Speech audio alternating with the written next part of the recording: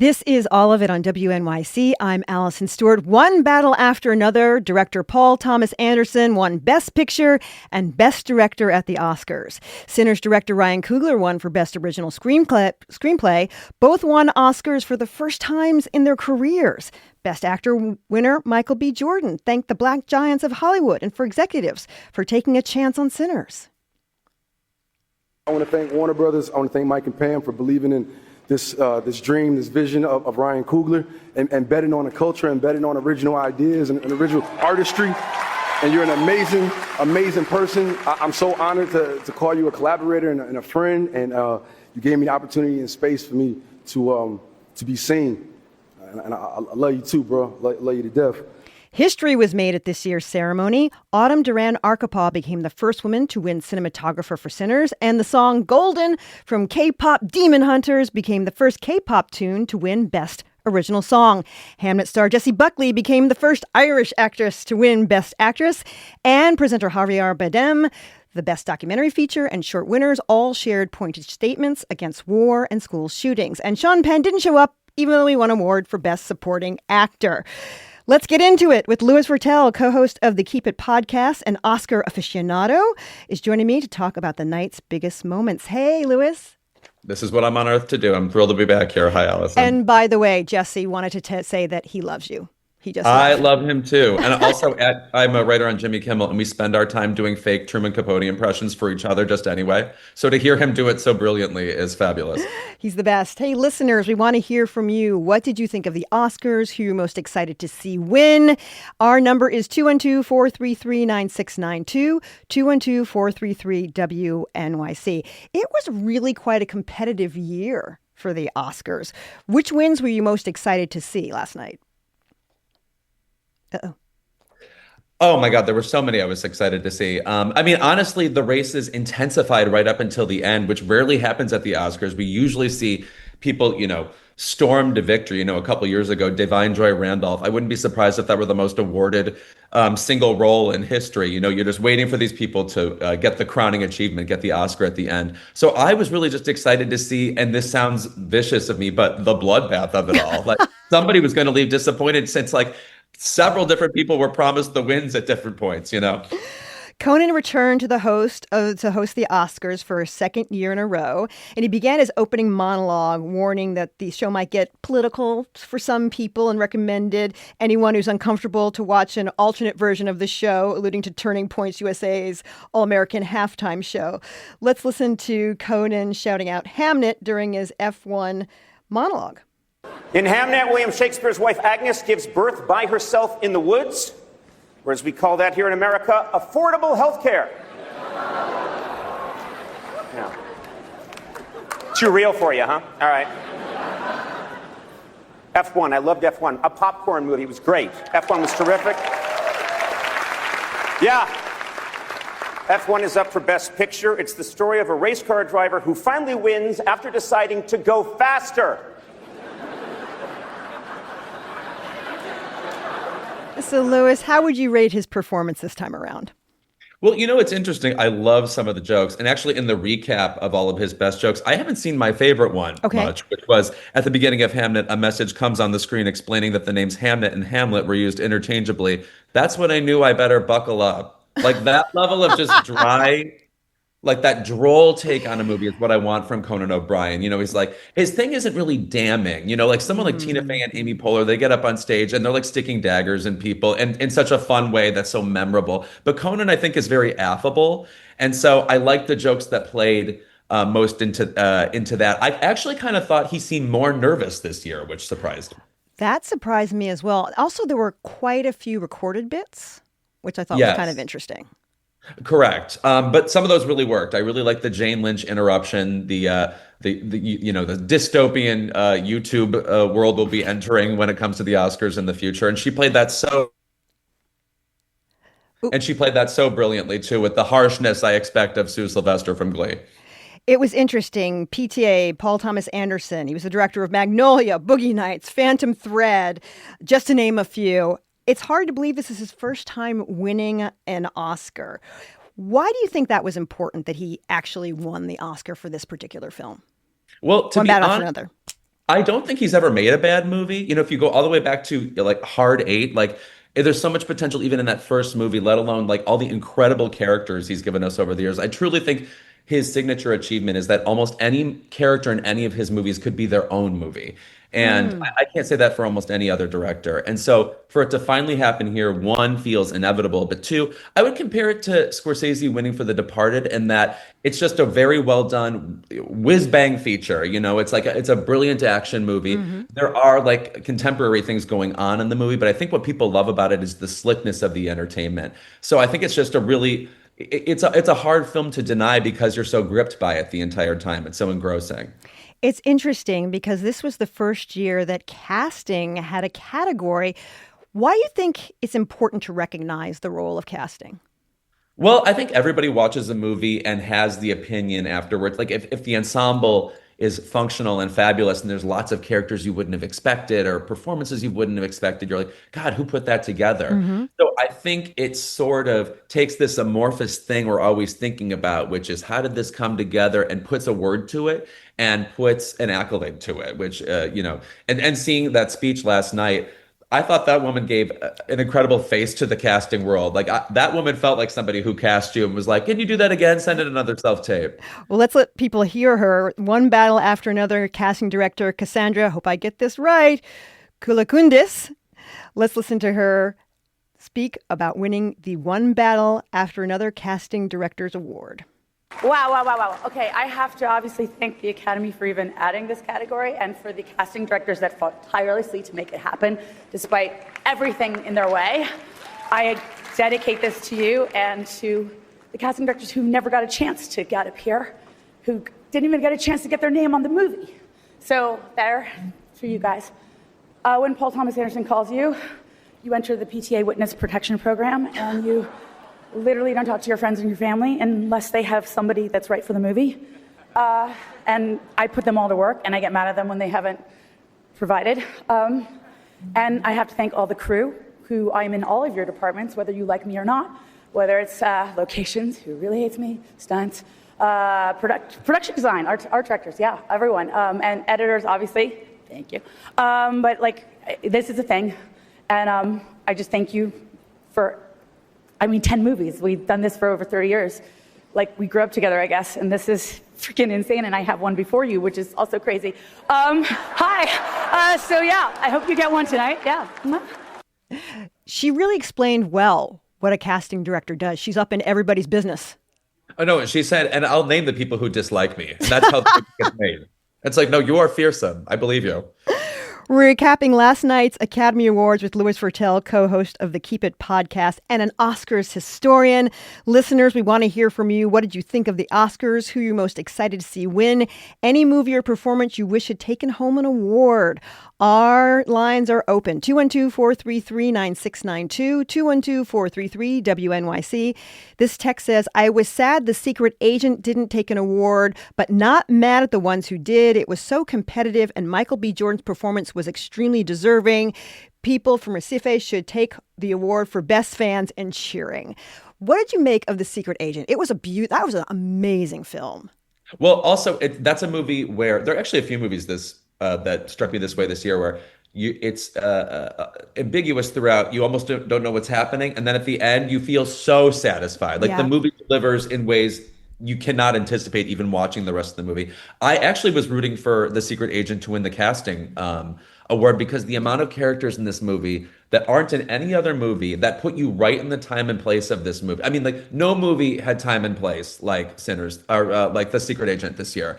And for that reason, I wish it had gotten something else. I was very surprised, actually, that Sentimental Value ended up taking international over it. Yeah, that was a little surprising. There were a lot of history-making moments.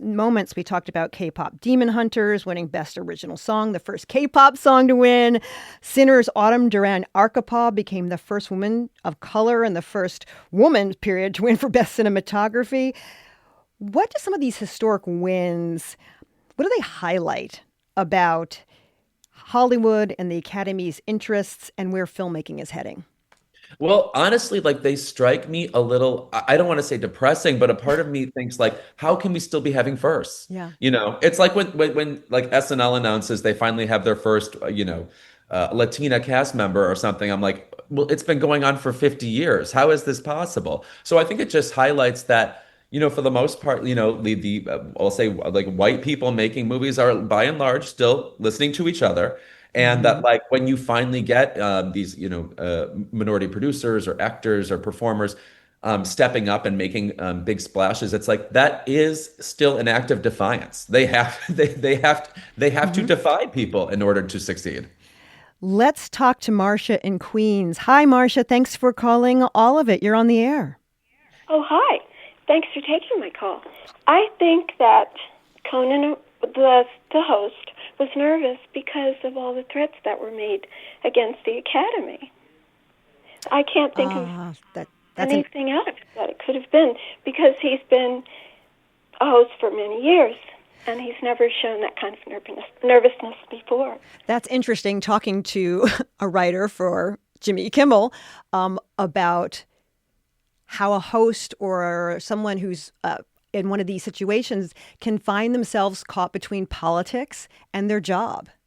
Right. And in a way, I feel like when confronted, he enjoys making a political statement, but you're right. It's like you do never know what's actually happening up to the minute backstage. And there are often changes to the script last minute, like things are going in the teleprompter last minute, there are changes. And that, as a host is terrifying. You want things set in stone, especially if you're Conan O'Brien, who has workshopped this material for weeks and weeks at various clubs around LA. This is an interesting text, and it's one I know you agree with. The tribute to Rob Reiner and his wife was moving and memorable. Oh, I mean, the in memoriam segment is the triumph of this Oscars. I was wondering how they would do it. We lost so many luminaries this year, as we all know. But it wasn't just that they were all great. They were also idiosyncratic. Like, I wanted the specificity of what they brought. Like, you can't just say Diane Keaton was great. You need to get into it. You need to talk about the decades that she brought, how she was a brilliant actress, comedian, person, active, just like the many hats all these people wore. And of course, Rachel McAdams actually used the phrase many hats. And I love that they basically had to reinvent the in memoriam. They basically said we had to stop it, take a moment to honor the full spectrum of what these people brought. We started with Rob Reiner, we got to Diane Keaton and Catherine O'Hara, and then eventually to Robert Redford with that. When Barbara Streisand appeared, and I knew she was going to appear, what can prepare you for that level of legend? What can prepare you? We're talking about the Oscars with Louis Virtel. We'll have more after a quick break. This is All of It.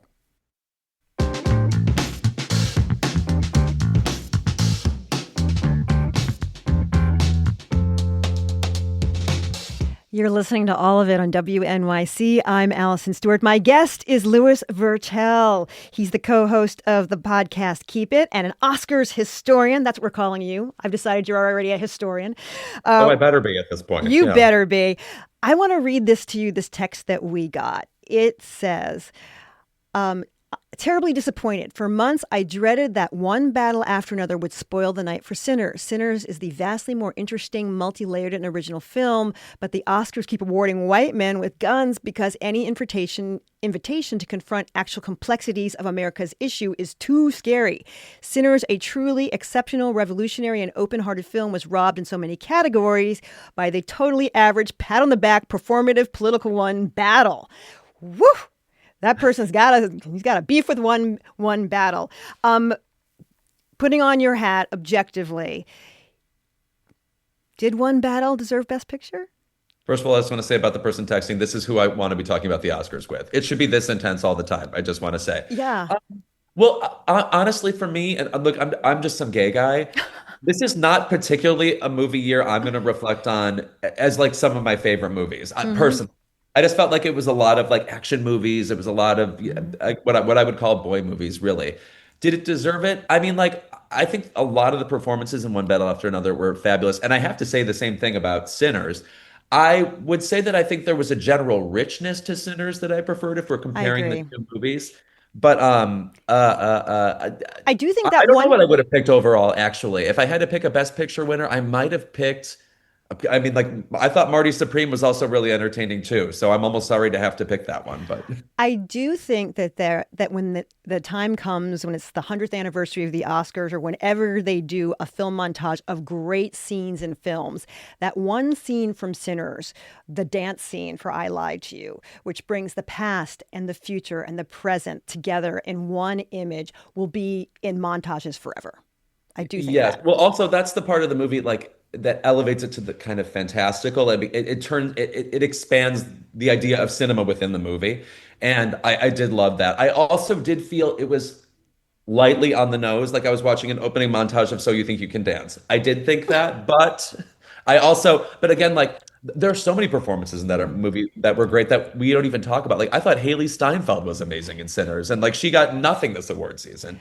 This text says, I was very annoyed that K-pop Demon Hunters winners were played off the stage after very little time. The Oscars is interested in having them perform Golden as entertainment, but completely uninterested in hearing their words.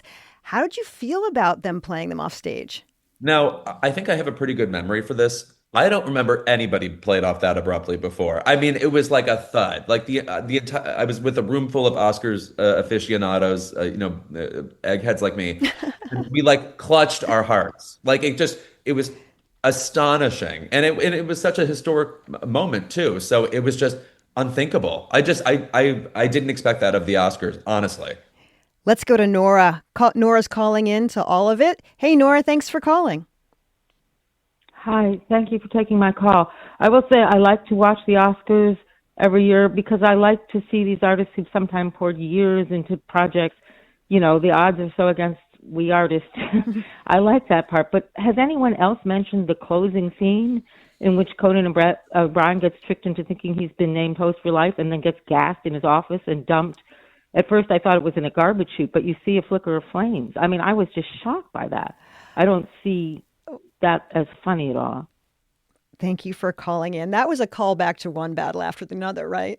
Yes, literally. I mean, like they almost added nothing to it. It's just the scene in general. And then the button on that scene was that Mr. Beast, famous YouTube star, would then be the next host for life. I was actually pretty surprised how just literal it was. Like, here's one battle after another, starring Conan. What's sort of interesting, there was sort of a nod towards Gen Z. Right. You yes. know it?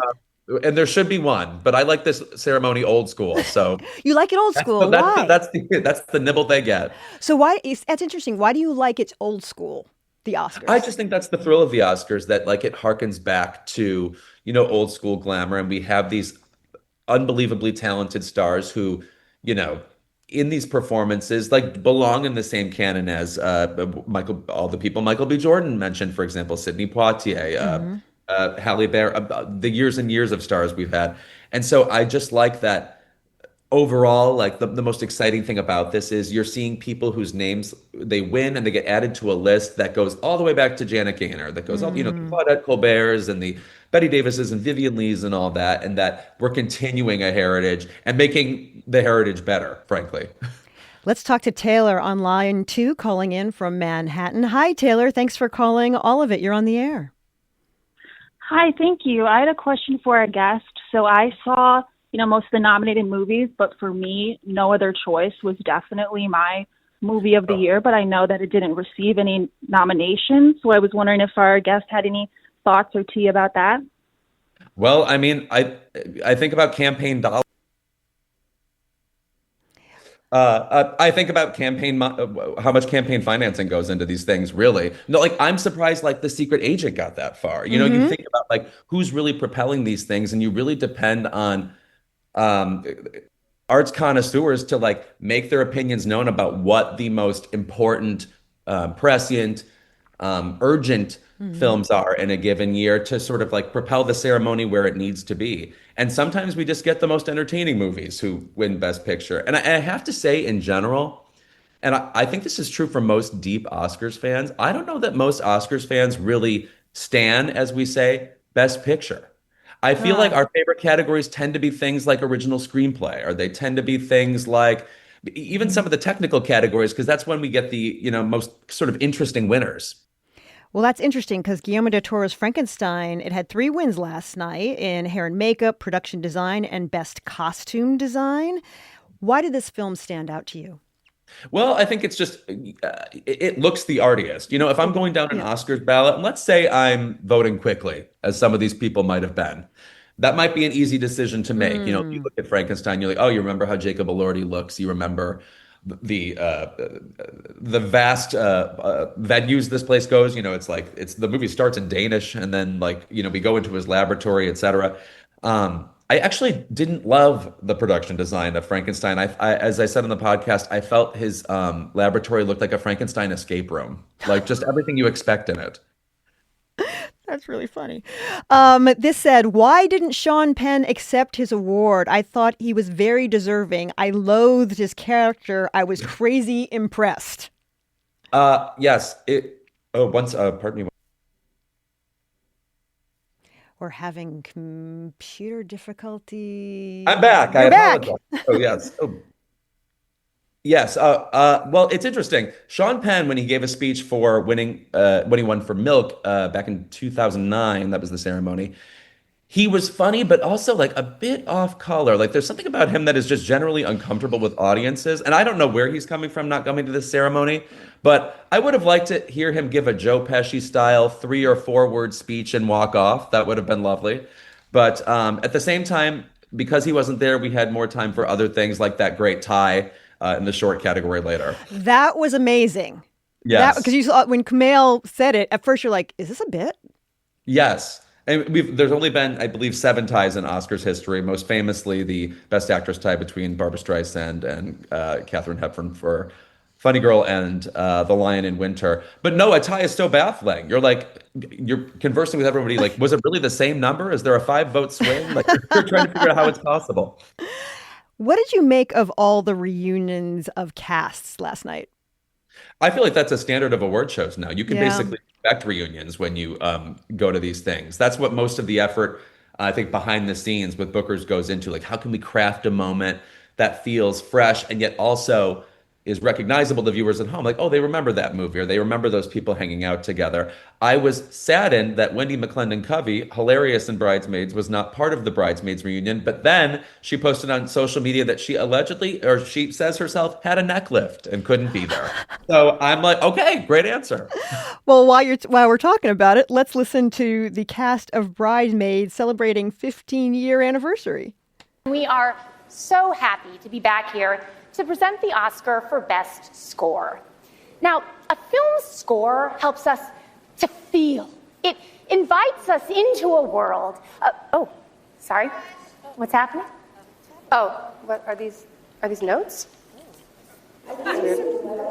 People in the audience. Oh, this is weird. I guess I'll open mine up. This is strange. Okay.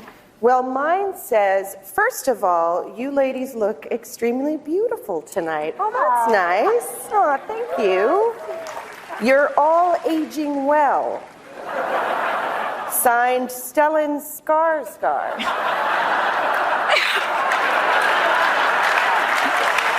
That bit went on for a little while. What were about this group of actresses? And I'll use actress because you're actresses. But what about this group of actresses stood out to you 15 years later, looking at the 5 of them? I am honestly shocked at the range they all have. Right? Rose Byrne has put an exclamation point on that this year by getting nominated for this crazy movie, If I Had Legs, I'd Kick You. But she's an amazing comedian. She's, of course, fabulous in Spy with also Melissa McCarthy, who herself is also an amazing dramatic actress, nominated a few years ago for Can You Ever Forgive Me? And then Kristen Wiig, whom I just said this on Twitter last night, I think she is the best actor in the history of SNL. If somehow she were punished, not allowed to do comedy, and we would only put her in prestige indie dramas, I'm telling you she'd be nominated for a whole bunch of Oscars. I think she's so real, never a false note on screen. Let's talk to Adam calling in from Brooklyn. Hey, Adam, thanks for calling all of it. Hi, I just wanted to give a shout out to my favorite film of the year, Caught Stealing by Darren Aronofsky. I just really felt like it really got kind of dismissed and swept under the carpet because it was just kind of too similar to One Battle After Another in that auteur is pivoting to dark comedy, and there just wasn't enough room in the narrative for 2 times that. It just kind of got brushed aside. It was really an excellent film.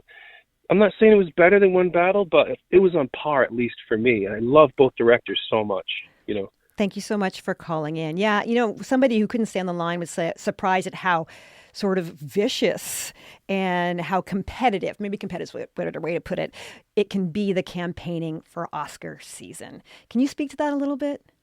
Oh, yeah. Well, again, I mean, I think it's just brutal, like what you think is going to win at the beginning of the season. And then the season is so long. Yes. What we're left with at the end is like, I can't even really say why opinion shifted sometimes, in this case, I actually thought Sean Penn would win way back in September, and he did end up winning. And that almost in a way is reassuring to me. Like, okay, good. Like a strong instinct we can just like follow up on, and he will win. I want to say about Caught Stealing, I remain surprised that Darren Aronofsky directed that movie. It felt very out of step for him. His movies are usually very insular. His movies are usually very insular, and you're really stuck inside a character's head. I'm thinking of Black Swan, for example. But it was like One Battle After Another, pure whiz bang, like a pure entertainment. And Austin Butler was actually sensational in it. As we wrap up, which films would you have liked to have seen more recognition last night? My favorite documentary this year was "It's Never Over," Jeff Buckley. I get a so little good. Oh. I thought it was so fabulous. I love music biopics, like perhaps in an apologist way, but I thought this was the rare music biopic that needed to explain a genius, needed to explain where this person was coming from, because he's hard to interpret. Like everything we know about him is a little bit like in the ether, we don't know what we know about him. And we obviously have so little music to listen to of his. And I just thought it made you get it. I loved the interviews. I loved hearing the music in that context and hearing his story. And I've seen that movie like 3 or 4 times now. And it was good to see Amy Madigan win. Oh, Mike. Oh, please. Also, it's like it harkened back to Ruth Gordon winning for Rosemary's Baby. It's like, like a kooky woman knocking on your door and you're like, oh, this woman seems harmless. What can go wrong? And the answer is, well, everything. Louis Virtel is the host of Keep It. Louis, thanks so much for joining us. Oh, always a blast. Thank you for having me. There's more All of It on the way after the news.